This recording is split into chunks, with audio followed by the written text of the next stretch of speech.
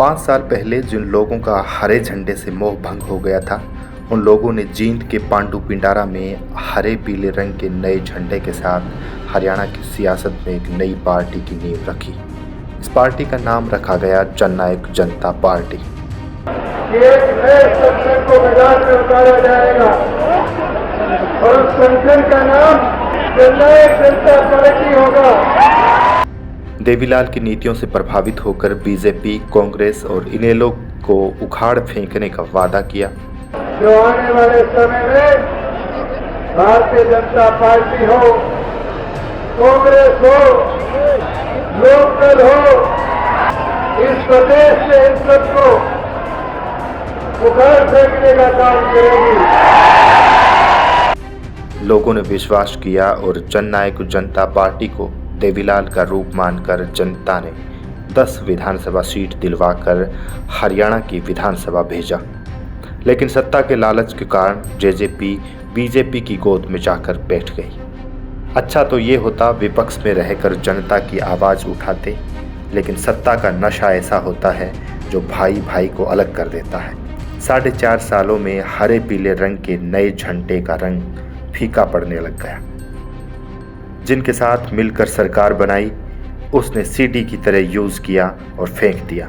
आज उस पार्टी को उसी जगह पर लाकर खड़ा कर दिया। आपने निभाया है ऐसा साथ निभा नहीं सकता, जेजेपी के चिरागों को बुझा सकता, मजबूती के साथ खड़े हैं कोई तूफान आके हमें हिला नहीं सकता। ये वो शब्द हैं जो हर कार्यकर्ता का हौसला बढ़ाता है। आपने निभाया है ऐसा साथ कोई निभा नहीं सकता, जेजेपी के चिरागों को अब कोई बुझा नहीं सकता। हौसलों के साथ मजबूती से खड़े रहेंगे हम, कोई तूफान आकर भी हमें हिला नहीं सकता। लेकिन जेजेपी के साथ ठीक इससे उलट हो रहा है। हरियाणा में 4.5 साल तक सत्ता में रही जननायक जनता पार्टी इस समय संकट के बादलों से घिरी हुई है। क्या विधायक, क्या प्रदेश अध्यक्ष, एक के बाद एक धड़ाधड़ सभी अपने पदों से इस्तीफा दे रहे हैं। रहती हुई कसर अब किसानों ने पूरी कर दी है। जहां भी दुष्यंत चौटाला या उनके पिताजी या भाई जाते हैं, उनका किसानों की ओर से पुरजोर विरोध किया जाता है। इस तरह की बात कह करके अपनी भगदड़ को रोकना चाहता है। ये भगदड़ रुकने वाली नहीं है। लोगों के विरोध का सामना करना पड़ेगा। लोगों ने इनका सामाजिक बहिष्कार कर दिया, राजनीतिक तो हो ही गए खत्म। ऐसे में जननायक जनता पार्टी की हालत बीच भंवर कश्ती बड़ी दूर किनारा है वाली हो गई है। किसानों का विरोध भी जायज है। चौटाला ने 750 किसानों के लिए कभी आवाज़ नहीं उठाई, जो अब रद्द किए जा चुके कृषि कानूनों के खिलाफ किसान आंदोलन के दौरान शहीद हो गए थे। उस समय जेजेपी हरियाणा में सत्तारूढ़ बीजेपी की गठबंधन सहयोगी थी। ये हमारे 4.5 साल का जो पीरियड था बीजेपी के साथ, इसका भुगतान देखो, लोगों को नाराजगी तो बीजेपी से है, जो किसानों को दिल्ली नहीं जाने दिया और बहुत सारी उनकी मांगे हैं। तो उसके साथ साथ अगर वो बीजेपी का विरोध करें तो कहीं ना कहीं साथ रहने का कारण जो है, इसीलिए शायद वो दुष्यंत का विरोध करें। अगर किसी भी प्रकार की नाराजगी कोई दुष्यंत से है तो मिल बैठ के बात कर लेंगे।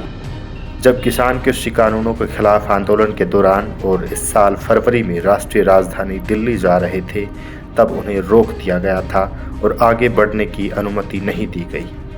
लेकिन उन्होंने किसानों का समर्थन क्यों नहीं किया? जब चुनाव नज़दीक आया, आप फिर किसानों के पास आ गए। अब आप बोल रहे हैं कि किसी के मन में कोई बात है तो मुझसे बात करे। अगर आप मेरे कपड़े फड़वाना चाहते हैं तो फड़वा लो, मेरी गाड़ी तुड़वाना चाहते हैं तुड़वा लो। हमने किसान को सशक्त बनाने के लिए काम किया है। किसी के मन में किसी चीज की टीस है तो चर्चा से ही पूरी होगी। आप उनसे मेरे कपड़े फड़वाना चाहते हो, फड़वा लो। मेरी गाड़ी तुड़वाना चाहते हो, तुड़वा लो। आप लोग तो मुझे लगता है उनके जोश में वो adding fuel to the fire है ना, उकसाने का काम करते हैं। अब सवाल उठता है कि आपने काम किया तो आपका विरोध क्यों हो रहा है? आज ताई चंद्रो भी हंस रही है, ताई कम्मो भी सोच रही है, कहाँ गए 5100 रुपये पेंशन के वादे? अब सवाल है कि इनेलो को हाशिए पर लाने वाले यूएन के साथ जाने वाले बात करते हैं। ये तो सच है कि हरियाणा की राजनीति में चौधरी देवीलाल, चौधरी बंसीलाल और चौधरी भजनलाल का रुतबा मजबूत रहा है, लेकिन उनकी पीढ़ियां अपने वजूद की लड़ाई लड़ रही है।